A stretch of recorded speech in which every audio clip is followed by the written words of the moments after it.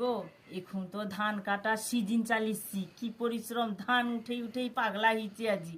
আর শ্বশুরা আরো রাঁধা বাড়া, সেই জন্য ভাবলেইছি আজ বিকালবেলা গোটে ভিডিও করবা, তিমকাকে শেয়ার করবা। কিন্তু শেয়ারটা যদি তিমকাকে ভাল লাগে যে ভিডিওটা, তাহলে আমাকে লাইক কমেন্ট শেয়ারটা করবো, ঠিক আছে? কি লিখছি কও তো, দেখছো এটা কি কও তো, কি মানে ভালো মতন জানো চালিয়েছি।